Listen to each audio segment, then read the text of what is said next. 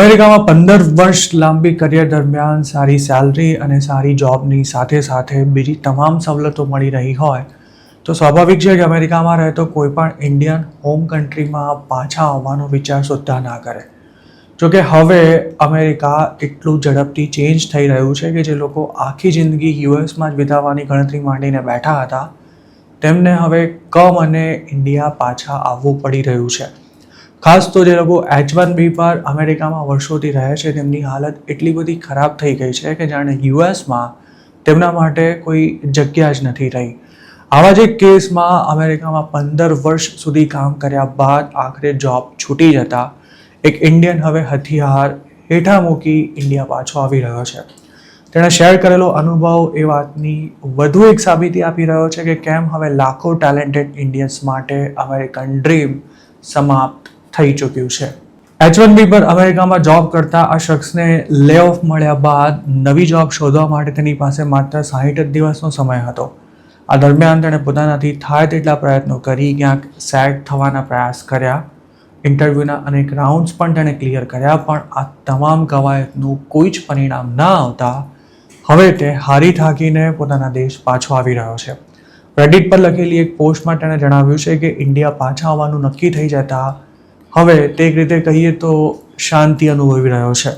તેનું એમ પણ કહેવું છે કે ટેકનોલોજીના સેક્ટરમાં સિનિયર મેનેજરની જોબ શોધવી હવે અતિશય મુશ્કેલ છે અને તેના માટે 15 વર્ષનો અનુભવ પણ નકામો સાબિત થયો છે.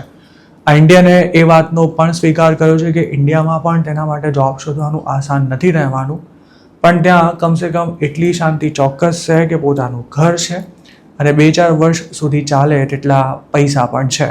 કરિયરના સૌથી મહત્વના વર્ષો અમેરિકામાં કાઢ્યા બાદ હવે આ ઇન્ડિયનને હોમ કન્ટ્રીમાં નવેસરથી શરૂઆત કરવાની છે.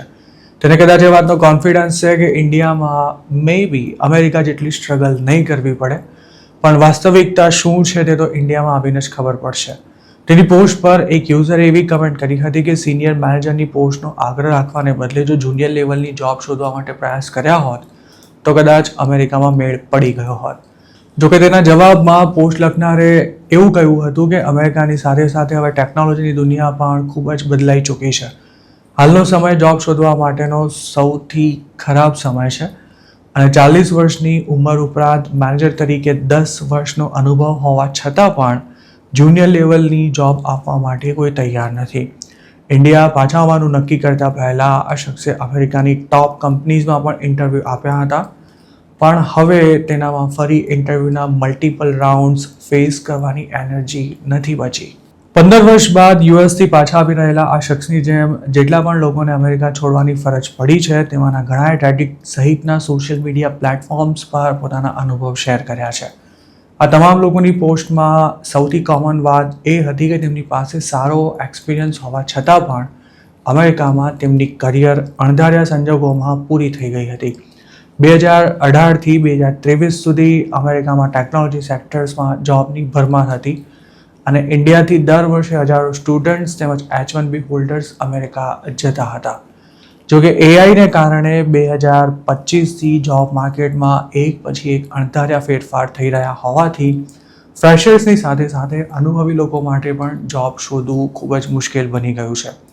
એક જોબ છૂટી ગયા બાદ બીજી નોકરી શોધવામાં 6 મહિનાથી પણ વધુનો સમય લાગી ગયો હોય તેવા લોકોની સંખ્યા સતત વધી રહી છે અને H1B વાળા પાસે તો 2 મહિનામાં જ બોરિયા બિસ્તર ભરીને અમેરિકાને ટાટા બાય બાય કહી દેવા સિવાય બીજો કોઈ વિકલ્પ નથી હોતો. આવા કેટલા લોકોએ છેલ્લા 1.5 વર્ષમાં જોબ ગુમાવ્યા બાદ અમેરિકા છોડ્યું તેનો કોઈ આંકડો પણ આપણી પાસે નથી.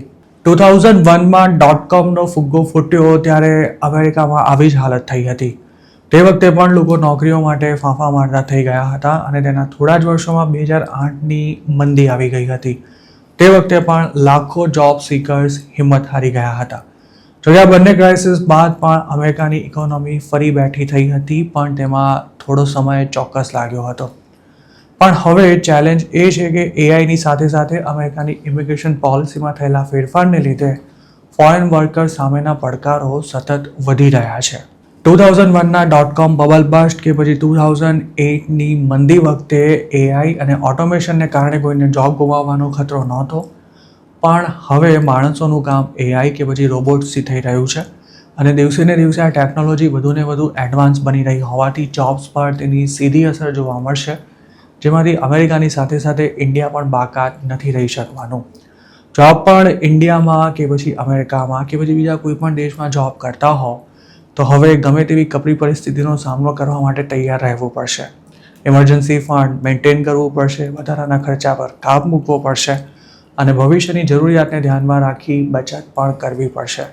હાલ જે જોબ ક્રાઇસિસ જોવા મળી રહી છે અને એઆઈને કારણે લોકોને નોકરીઓ ગુમાવવી પડી રહી છે, તે અંગે આપનું શું માનવું છે તેમને કમેન્ટમાં ચોક્કસ જણાવજો.